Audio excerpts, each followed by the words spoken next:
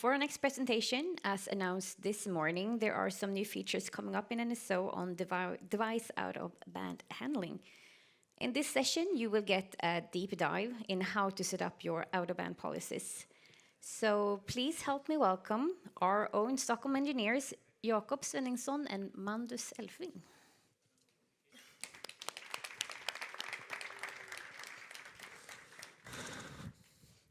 Thank you, guys. Right. Let's see if this works. Yeah, perfect. Go for it. Right. Okay. Hello, everyone. My name is Jakob Svenningsson, and next to me is Mandus. And we have been working together with Trian Victoria on the policy-based service protection project that they presented this morning. And we are here now to talk more about out-of-band policies, and the idea is that we're going to go slightly deeper than the presentation this morning. And the highlight of this session, I think, is going to be a live demo that Mandus is going to do. And but before we go to the demo, I'm going to show a couple of slides and talk a little bit about out-of-band policies and out-of-band policy evaluation. So let's just start with a quick recap from the session this morning. So when you commit a transaction with a new confirmed network state, commit parameters to get automatic out-of-band handling in your transaction. What we're going to do is that we're going to partially sync from the device the parts of the device configuration that is relevant for the transaction, and we're using both the write and the read set of the transaction to compute the relevant parts.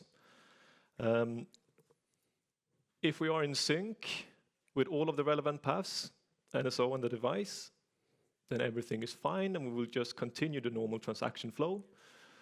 But if we detect out-of-band data in the network or on the device, then we're going to start out-of-band handling. And what we're going to do is that we're going to run policies we're going to evaluate our out-of-band policies on the out-of-band data that we have detected, and in order to decide what to do with the out-of-band data. And then finally, we're going to reapply the transaction with the out-of-band data incorporated into the transaction. And it's this policy evaluation part that we're going to focus on in this session. So, out-of-band policies. Out-of-band policies allows for fine-grained control of out-of-band data that we detect in the network. And basically, an out-of-band policy consists of a set of rules where the different rules decide how out-of-band data or different out-of-band data should be handled in the device configuration. In NSO, out-of-band policies are service-centric, so we specify an out-of-band policy per service type or service point. So how do you define an out-of-band policy? You can define you define it under /services /out-of-band/policy as configuration, and this is something that you can do at runtime. It's also possible to define a default set or a default policy for a service point at compile time in the service model using a few new Young extensions that is available in NSO 6.5. Right, so here, this is a simplified version of the Young model for an out-of-band policy. It's keyed on service point, which makes sense, as I just said. We specify we have one out-of-band policy for a service type, and inside we have our list of rules that are keyed on a label that should be preferably a descriptive name of the service or of the rule. We have a path, and the path is it's a path to the root of the node to the subtree where the rule applies. And it's a special type of node instance identifier that can either be a absolute path or relative to the device config mount point. Each rule can also take an optional filter expression, which is a Boolean XPath expression that must evaluate to true for the rule to be considered a match. And all of the standard XPath functionality is available, but we also provide a custom of, or a couple of custom XPath functions that might become in handy when you're writing filter expressions for out-of-band policy rules. Fortunately, due to time constraints, I'm not going to go into exactly what these functions do, but it's good to be aware that they exist. They will be documented, and if you're interested, please grab me and Mandus afterwards, or come to the NSO booth, and we will be happy to talk more about them. Each rule also take a priority, and so basically this leaf is used to give some rules higher priority than others. I'm going to talk more about this later when I go through how we evaluate policies, because that's when this priority value becomes important. And finally, we have 3 leaves. We have the @create, @delete, and @valueSet. So these 3 leaves is used so we can set the type of action that we want to take if this rule matches, and we can specify a different action depending on the type of out-of-band data that we detect in the network. So the @create leaf, this is where you specify the action if we found an out-of-band node that has been created out-of-band. @delete, this is the action that we want to apply if we find a node that has been deleted out-of-band. And @valueSet, this is where we specify the action for if we found a node that has been, or a leaf that has been set out-of-band. And the 3 available actions that we have is sync from device, which means that we accept the data, the out-of-band data, and we sync it from the device to CDB. We have sync to device, that means that we reject the data, and we want to restore the value that we have in CDB on the device. And then finally, we have managed by service, which means that we want the service to take ownership of the data, and that means that a consequence of that is that the out-of-band data is going to get the same life cycle as the service. Okay, policy evaluation, how does it work? So this is an attempt of me to try to illustrate a simple device model. So we have our device config mount point, and below that we have 4 nodes, A, B, C, and D, and that's my very simple device model. So say that we detect an out-of-band data on the C leaf. So when we evaluate policies for this, when we do policy evaluation, the first thing we need to do is to remember that out-of-band policies, they are service-centric. So in order to decide which policy to use, we're going to walk up the tree and find the closest ancestor that is configured by a service. And that is the service that we will be considered to be the owner. So in this case, we will go up to B, and there we don't find any service instance. Then we continue to A, and there we find one. Then we find a instance of the iFace service. So, and then when we find the instance, we're going to use the policy defined for the service type where this instance belongs to.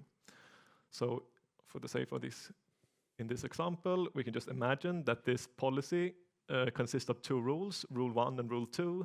Rule 1 applies to the subtree rooted in the A leaf, and the second rule, rule 2, it applies to the subtree rooted in the B leaf.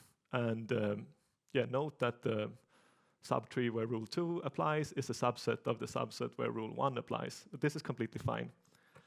So now we have our 2 rules. So when we decide what to do with out-of-band data that we found on the C node, is that so now we're going to apply the rules that we have sequentially, starting with the most specific rule first, and the first rule that we try and that matches, that's the rule that we're going to use.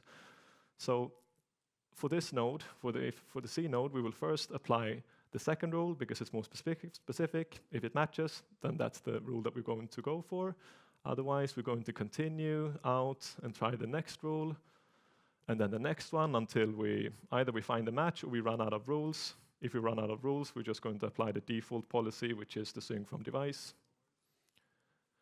There could also be the case that the one out-of-band policy contains multiple rules that are equally specific. For instance, there could be, just imagine that we have a third rule, rule 3, that is also rooted in the B subtree. Or it's, and then you will use the priority leaf that I showed in the model in the previous slide to decide which rule that we want to try first.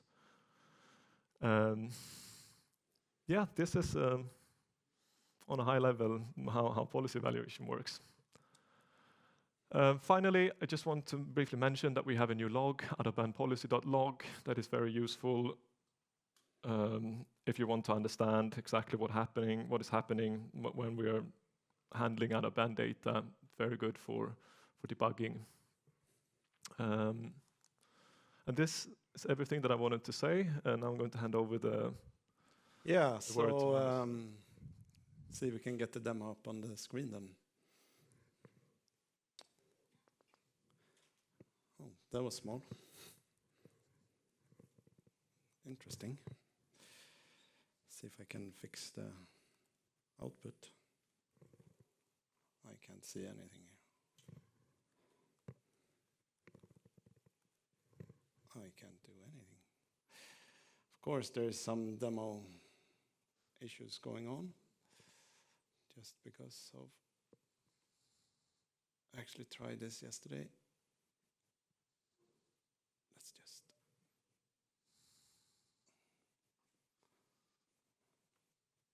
I can't see what I'm doing, so you'll have to bear with me.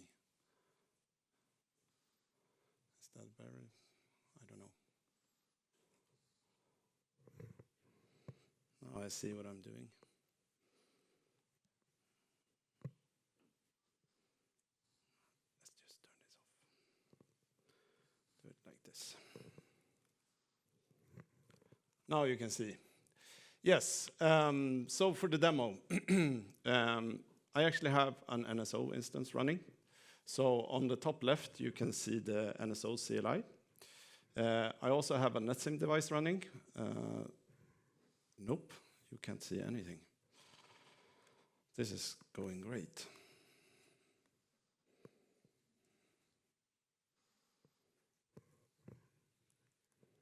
Why can't you see anything?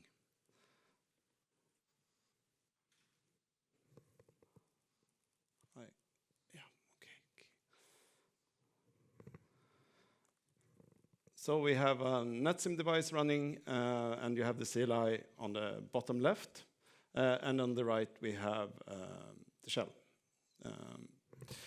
So for the demo, we have a small service package where we have a service. So we have augmented the service container, added a small list where we can configure a service.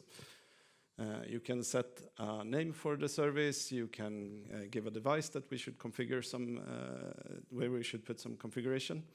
You can give an interface name, add an address, a net mask, and an MTU. This model, if you create an instance of this service, this template will be invoked. So we will create some configuration on our device.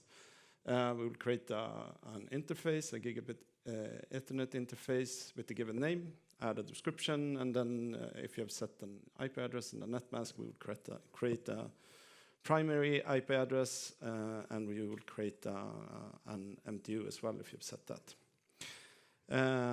So if we go ahead and see what happens if we create an instance of this service, first and foremost, let's sync up NSO and the device. And then we can have a look at the interface configuration of the device. We see that we don't have any interfaces as of yet. So if I go ahead and create an instance of this service, I name it test. I say that we want to configure the EX0 device, and I give the interface a name as well.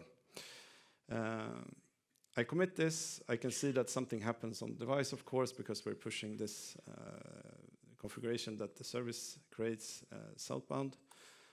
So if we have a look at the device configuration once again, we see that we have configured an interface on the device. We have set the description, and we can see in the NSO CLI that we have the ref counters and back pointers to let us know that this configuration belongs to the service, and if we would delete this service, we would delete the configuration on the device as well.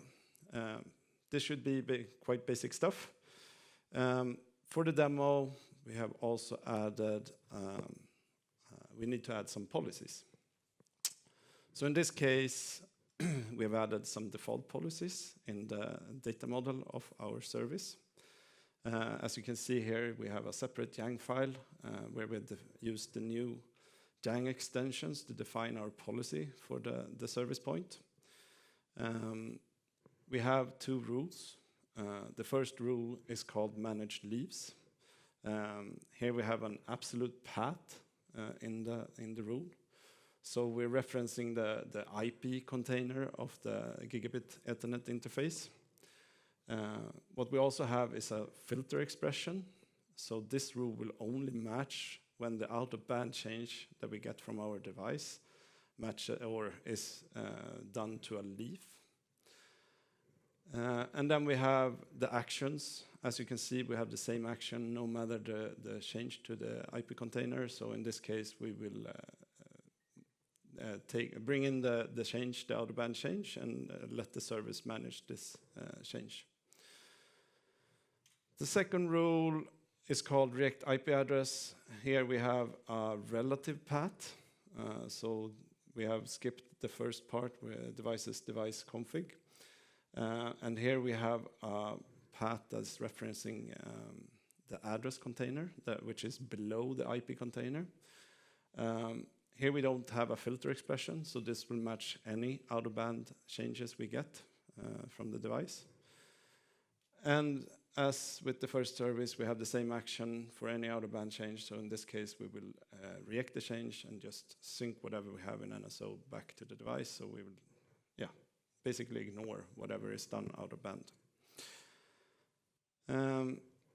So this is the default policy. And Jakob said that we also have the runtime policy. When NSO is starting up, these default policies will actually be brought in underneath the services out-of-band policy list.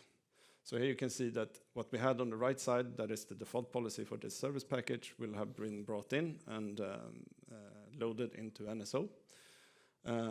This will only happen if we don't have a policy yet for our service point. In this case, we didn't have anything because we had a clean NSO that I started up with this package, and then we brought the default policy in. And as you can see, it's the same policy, both in defaults and in the runtime configuration. So let's see what happens if we start messing with the device and adding some out-of-band changes to it. So in this case, I'm going to the device CLI and updating the interface that the service created. In this case, I'm updating the description. So instead of having the service set description of the demo interface and the interface name, I'm just setting it to LAN. I commit that on the device, and from now on, the device and NSO will be out of sync. If I then update our service, I add some more configuration, and then I use the new commit parameter, confirm network state, to commit this change. We see that commit went through, everything went well. In the device CLI, we did see that, something changed there as well. We had some changes. Of course, there will be changes because we're updating the device configuration. So in this case, we will have added the IP address, the primary IP address, since we added that configuration to the service intent. What we don't see here, though, is that the out-of-band change that we did to our interface, the update of the description, it's just gone. So if we have a look at the NSO, in the configuration there, we don't have the out-of-band change, and if we have a look at the device CLI, we don't see the out-of-band change either. So what happened with that change? In this case, the description doesn't have a rule that matches. Since we'd only have rules that are beneath the IP container, there is no rule for the description leaf. So this leaf will actually match the default rule, which is to just sync the change into NSO. And once we have synced the change into NSO, the transaction will be rerun. The service will be rerun, and it will update the description. So in this case, the description will be overwritten by what the service is setting, so the out-of-band change will be basically ignored and overwritten on the device. If we would have a leaf that the service didn't update, of course, we would have the out-of-band changes in NSO and on the device still, since the service wouldn't have overwritten it. Yeah, so if we do a more interesting change than out-of-band. So let's say that we update the MTU. So in this case, we update the MTU on the device, and then we update the MTU in NSO as well on the service. So the service is trying to set the MTU to 1,500, while the device has a value of 1,450. If we try to commit that, and we can do it with the dry run version. Oh, wrong one. Here we go. We get a lot of output. So from this, we can see that we have the service. It's setting the service intent to MTU to 1,500. And in NSO, we will set the MTU on the device to 1,450. And then we can also see that we did a commit with the confirmed network state parameter, and we got an out-of-band change. The out-of-band change was to the MTU. What we can't see in this diff is that we have a diff for the device. So in this case, we can deduce that we had an out-of-band change. The out-of-band change probably matched a rule which said managed by service and was brought into NSO and then managed by the service. The reason that we don't have a diff for the device is because we don't need to do any changes on the device. It already has the out-of-band change, so we won't see a diff or for anything that we would push to the device. So if we go ahead and commit this for real, we see that we don't get any commit in the device since it's already the correct value there. And the commit in NSO goes well. And if we have a look at the device configuration, we see that both the device and NSO have the same value. What we can see though is that the MTU value will have a ref count, so it's managed by the service. And we can also see the new out-of-band attribute detailing where this change came from. So in this case, this was an out-of-band change that this service will manage. We can also have a look at the forward diff for this service. And as you can see, we can see the interface, we can see the description, and we can see the IP address, but we don't see the MTU. So as what's mentioned in the morning is that while you run the get modifications call, we will only show whatever the service did. We won't show what's done out of band. So we have new parameters to the get modifications action. So that by default, we will use the only service parameter, which only shows the service changes. If we run with the only out of band parameter, instead, we will only see whatever came in as out-of-band changes. And we can also show both the service configuration that the service did and the out-of-band changes.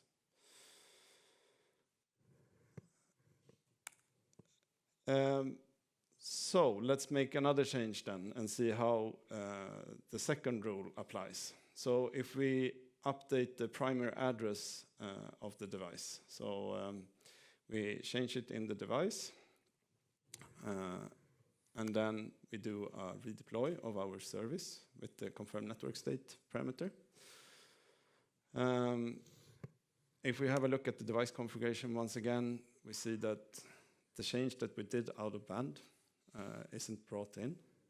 Since we have the second rule in our rule list, this change to the primary IP address will match that rule. And this rule says that we should react the change and just sync whatever we have in NSO to the device. So in this case, yeah, the value that the service configured will be pushed to the device, and we will just overwrite the out-of-band change. Yeah, so those are the ways that we can handle out-of-band changes. So you can have the default rule, which is to sync from the device. So we just bring in whatever we get out of band into NSO and reapply the transaction. We can manage the out-of-band changes by the service. So we get it into NSO, and it will have the same life cycle as our service. Or we can outright react it and just push whatever we have in NSO down to the device. Of course, you can put this together in more fancy ways where you can have different actions for different life cycles of your out-of-band changes. For example, not allow creates, but allow sets or whatever. This is just a simple example to show how the three ways work. So let's start updating our policies a little bit. So let's see what happens if we remove all the rules from our policy. So in this case, I'm going into the policy and just removing all the rules. So we will have a policy, but we will have a policy that don't have any rules. What this means is that any out-of-band change will be handled by the default rule, which is to sync it from the device. If we have a look at the device configuration once again, we see that we still have the out-of-band change. So even though we changed the policy, we don't do any automatic reevaluation of policies once we change them. So you will still have the out-of-band change there until you go ahead and reevaluate your policies. And how do you do that? So as said in the morning as well, we have a parameter called reevaluate policies, which you can use to have a look at all your out-of-band changes, reevaluate the policies, and update your device configuration. So in this case, since I removed all the rules, the MTU leaf will now be considered for reevaluation, and since we only have the default rule, it will be synced from the device. We'll bring it in, then we'll reapply the transaction, and the service will actually overwrite it with whatever we set in the service intent. So in this case, we will get back to the service configured MTU. Yeah, so that's how you can reevaluate policies if you have changed them. But what if you have changed your policies and you want to get back to the defaults? As I said in the beginning, the default policies that you define in your data models will be brought in when you start up NSO. But if you go ahead and change them, delete them, or do anything to them, you will have your own custom policies. But if you have done something wrong or just want to get back to the defaults for some reason, there is a way to do that as well. So in this case, we don't have any rules for our policy. So if I want to get back to what we had from the start, I can go ahead and delete the whole policy for my service point. What will happen then is that NSO will, in the open transaction, bring in the default policies. So if you do a commit try run, you will see that, in this case, I deleted the policy, but it's still there, and we have added the default rules. So if I commit this, I will be back where I started.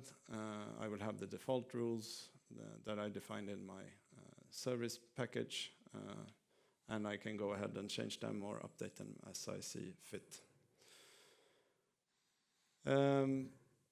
Yeah, the last thing that Jakob mentioned as well is the out-of-band policy log.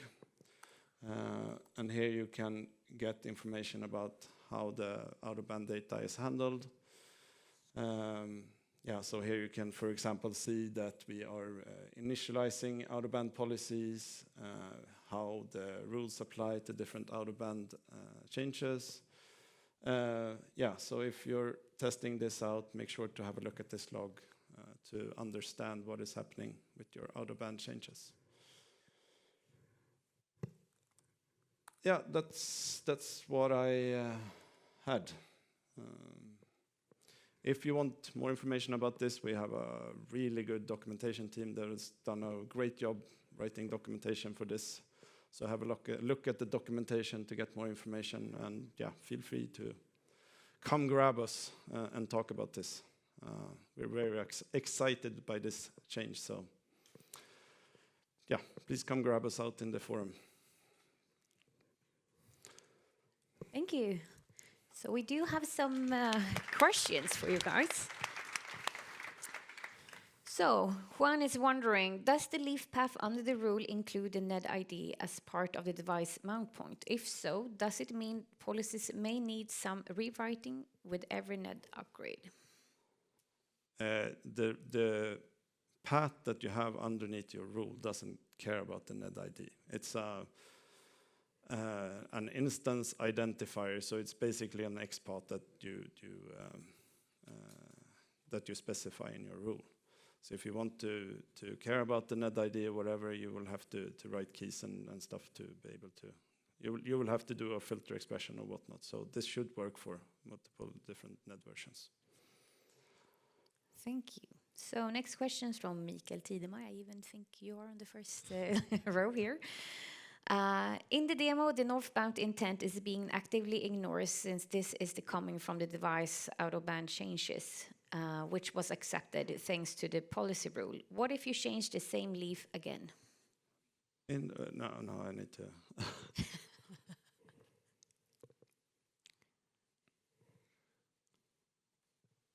So if I change the service intent once again, we will still have a look at the policies and evaluate we will see that it is an out-of-band change, and it will become part of the extra crate ops. So it will still be applied at the end of after the crate has been called. So you will still have the out-of-band change there. All right, from AK, in your demo, leaf description got updated by the value in the service. So does it mean policy managed by service is there by default always for every node? No. The default is to sync from the device. The description was updated because we synced the value from the device, and then the service is actually writing the same leaf. So it will update it, but you can see that there is no attribute for the out-of-band, out-of-band attribute that details that this is an out-of-band change. And it's still the same value as the service wrote, not what came out of band. Right, from Fredrik then. What are those custom XPath functions for? You have, as I showed in the demo, you can have the isLeaf function, for example, to know if you have a leaf or if you have a list or whatever. You have one function where you can get at the out-of-band value that you got from the device. So by default, if you reference values in your filter expression, those will be against CDB, not towards what we got out of band. So you can change the context to get at out of band values as well.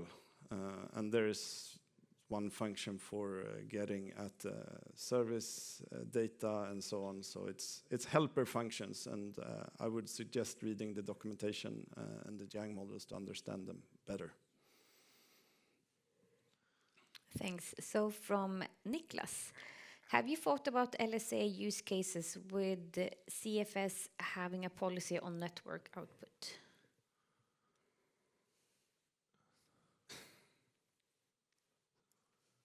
I mean, this works in LSA. It's not a problem, but it works on the like single node that you're working on. So from the CFS, it works towards the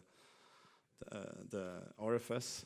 It doesn't work down towards the devices in that sense, because the devices in your CFS is basically just your RFS devices. I don't know what more to. Please grab us and we can have a talk about it afterwards, so I can understand it better. All right. So from Bashar, if you accept out-of-band changes and want to delete the entire service, does NSO delete all config, including the out-of-band config? Yes, since it's managed by if you have the managed by service action, it will actually be managed by the service, as you see with the ref count. And if you delete the service, of course, all the what you did in your create and what we got out-of-band will be deleted. Thank you. No more questions on Slido anymore? No? Do we have any questions like spontaneously from the audience? Difficult to see. Yeah, we have a question here. Do we have a microphone?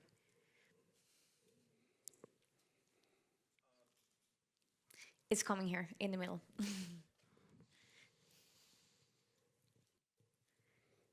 Is this on? Yeah. Hello? Yeah, just back to that description field example. Yep. What if you wanted the out-of-band description to be the end result and not have the service description overwrite it? It seemed Then you would have to add a rule for your description leaf, which says managed by service. In this case, we would bring in the change and make the service manage it. Yeah, we would add it to this extra create ops field we have, and it would be applied after the create has been run, and we will have the out-of-band change there. Similar to what we did with the MTU. So if you have a rule that says managed by service, we will bring it in as an out-of-band change. And that was because the description field was originally managed by the service. If it wasn't, then... Yeah, exactly. That's why it's overwritten by the service. Yes. Thank you. Okay, hello. I was wondering, you said about the XPath expressions. Yeah. Does it also have like more advanced like AND statement XPath expressions? So if you want to really dig like the MTU value, you want to allow only 1500 or 9000.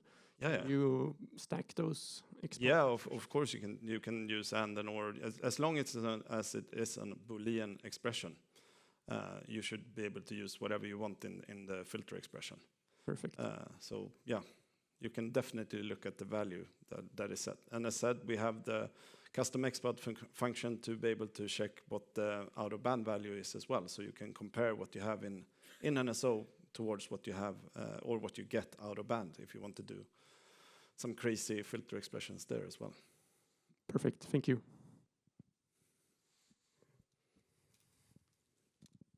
Any more questions?